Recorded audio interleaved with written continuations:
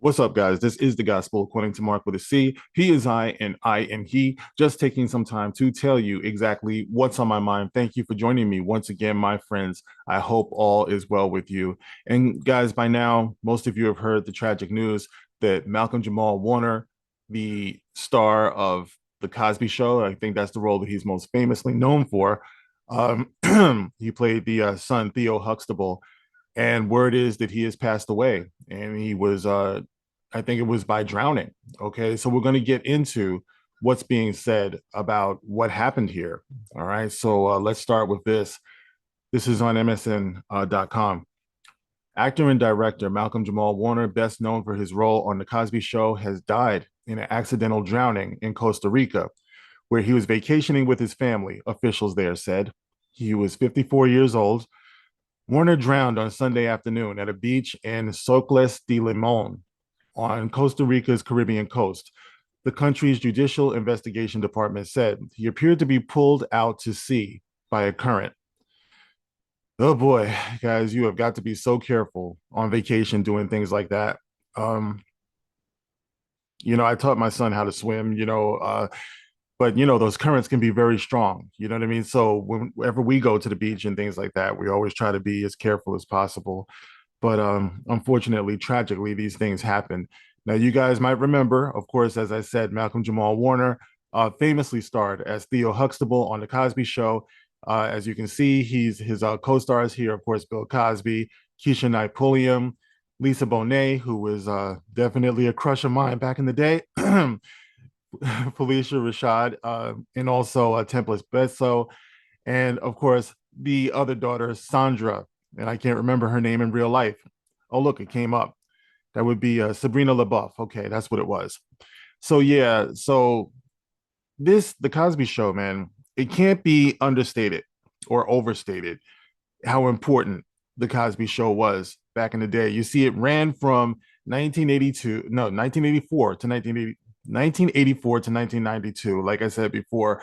And this was at a time, to put it in context, when our predominant images were coming from hip hop, which was fine, but hip hop was transitioning to gangster rap at that time. And it was very, very important in hip hop for the artists to have street cred, to prove that they weren't no punks. They was from the hood. A lot of them was doing crime, all type. They had been to jail. They were violent, sexist, and the Cosby Show brought much needed balance. Whereas the character of Theo, I don't know if it was me seeing myself on the screen. I think it was more I could relate to Theo. He had two responsible parents, and you knew that he wasn't going to be out in the street doing no dumb stuff like that. You know what I mean? So Theo represented a lot of us out there. He represented the truth in who we were, or who we wanted to be. And it was so important. He was far from perfect. He was getting in trouble all the time, making bad decisions as teenagers often do. And I was grateful to see that, because it was one of the things that made me feel like I wasn't crazy, And on the other side, the hip hop side, the aggression made me feel like somebody understood my anger at the world, my disillusionment at the world. So that balance was much needed, and that's what we're missing today. We have more of one side, the ignorance, the aggression, the violent tendencies. We need a Theo Huxtable today, So it was a pleasure, every week on Thursdays at 8 o'clock to see him. And then, of course, after a while, it spun off into a different world, which showed, Black kids going to college.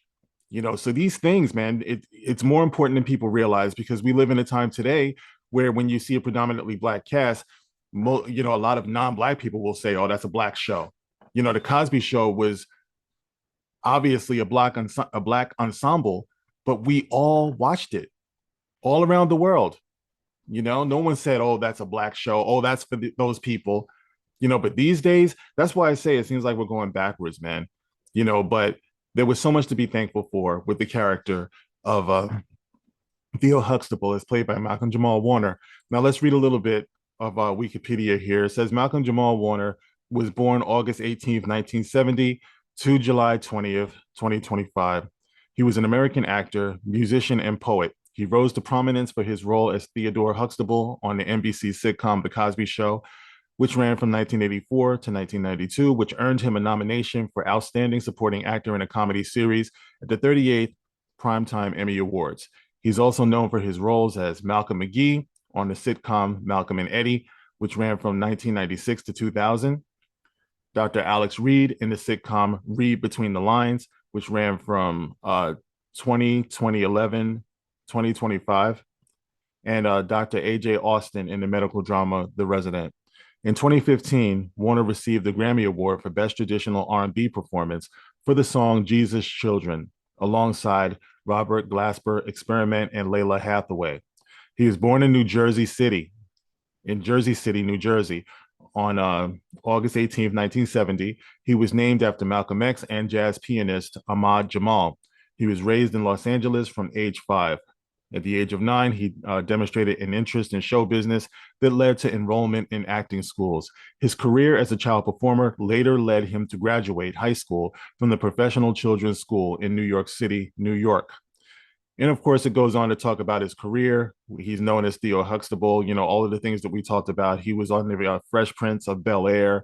He was in a lot of things, man. But what also really impressed me about Malcolm-Jamal Warner is that it seemed like everything he took, like all the roles, all the things he did was positive.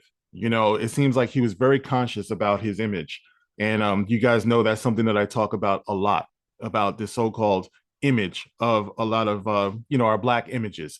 Because let's face it, we're hurting in that department. Anytime you come into a time when people are wondering about whether Black people ever did anything to contribute to anything, you know that there's a problem. Our negative images are outweighing our positive images. So when you have icons, and yes, I will say he's an icon. When you have icons like Malcolm-Jamal Warner, they should be celebrated. And at 54, he had so much more to go. I just, thinking about him in interviews, he seemed like such a cool dude, man. And it seemed like he was just getting started. And what really impressed me about him also was that damn smile, man. Dude just had a smile that could literally light up a room, and that's something that I knew even back in the day. I'm like, damn, that kid, like he just always looked happy. He made you feel happy. And I was always very impressed by him, guys. So I just wanted to do my little part here to give this man, my respect, to give him his flowers, and I wish we could have kicked it, bro, because he just looked like a good dude, and like I said, we were kids around the same time. It's like I never give my specific age, but I represent the age that I grew up in. So you guys know, basically, you know what I mean? And he was a very huge part of my childhood, man. And I'm proud to say that. Rest in peace, Malcolm-Jamal Warner. And thank you. Thank you for everything. All right, guys. That's it. You can get in the comment section and, just by some chance, maybe his family comes across this video or something like that, send your well wishes out to his mother and to his family and friends. All right, guys, that's it. This is the gospel according to Mark with a C. Rock on.